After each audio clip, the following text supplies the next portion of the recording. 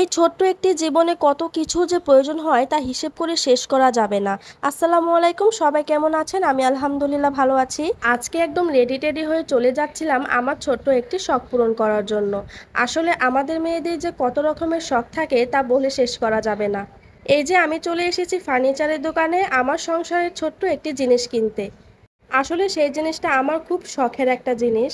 বিয়ের পর প্রতিটা মেয়ে তার নিজের সংসার খুব সুন্দর করে গুছাতে চায়। আর নিজের হাতে তিল তিল করে গোছানো জিনিসটা কিন্তু অনেক বেশি মায়ার হয়।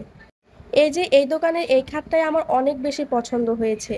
এই খাটটি আমার এত বেশি পছন্দ হয়েছিল যে অন্য কোনো খাটের দিকে আমার চোখে যাচ্ছিল না। যাই হোক, এই দিকটা আমি ঘুরে ঘুরে দেখছিলাম অন্য অন্য ফার্নিচারগুলো, আর এইদিকে আপনাদের ভাইয়া দোকানদারের সাথে কথা বলছিল। এই দোকানের প্রতিটি ফার্নিচার আমার কাছে অনেক বেশি ভালো লেগেছে। এই দোকানের সবগুলো ফার্নিচারই কিন্তু সেগুন কাঠের ছিল। আর সেগুন কাঠের ফার্নিচার কত ভালো হয় সেটা তো আর নাই বললাম। তো যাই হোক, আলহামদুলিল্লাহ এই খাটটি আমি অবশেষে নিয়ে নিলাম। আর এই খাটটি দোকান থেকে বের করা হচ্ছিল বার্নিশ করার জন্য। পরদিন সকালবেলায় আমার বাসায় চলে যাবে। নিজের সংসারে শখের একটি জিনিস কিনতে পারলে কত যে ভালো হয় সেটা তো আর নাই বা বললাম। আমার শখের জিনিসটা তো অবশেষে কেনাই হয়ে গেল। আর আমরা বাড়ি চলে যাচ্ছিলাম। বাড়ি চলে যাওয়ার আগে এখানে আমার ছেলের জন্য কিছু বাকরখানি কিনে নিচ্ছিলাম। আমার ছেলেটা চা দিয়ে ভিজে বাকরখানি খেতে অনেক বেশি ভালোবাসে। আর এখানে আমি হালিম দেখেছি, আর হালিম না খেয়ে কি আমি বাসায় যাব তা কিন্তু হতেই পারে না। হালিম কিন্তু আমার অনেক বেশি পছন্দের একটা জিনিস।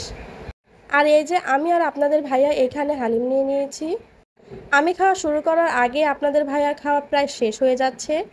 আর হালিমটা দেখতে কিন্তু অনেক বেশি সুন্দর ছিল। হালিম খাওয়া শেষে আমরা এখানে একটি ফ্রেঞ্চ ফ্রাই কিনে নিয়েছিলাম।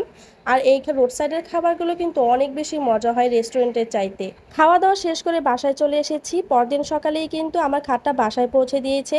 আর বাসায় পৌঁছানোর সাথে দোকান থেকে কিছু লোকও এসেছে আমার খাটটা ফিটিং করে দেওয়ার জন্য। আসলে এই খাটটা কিন্তু আপনাদের ভাইয়ার দ্বারা একা সম্ভব না ফিটিং করা। নিজের এই ছোট্ট সংসারটিকে তিল তিল করে গোছাতে পারার মতো শান্তি আর দুনিয়ায় কোথাও নেই।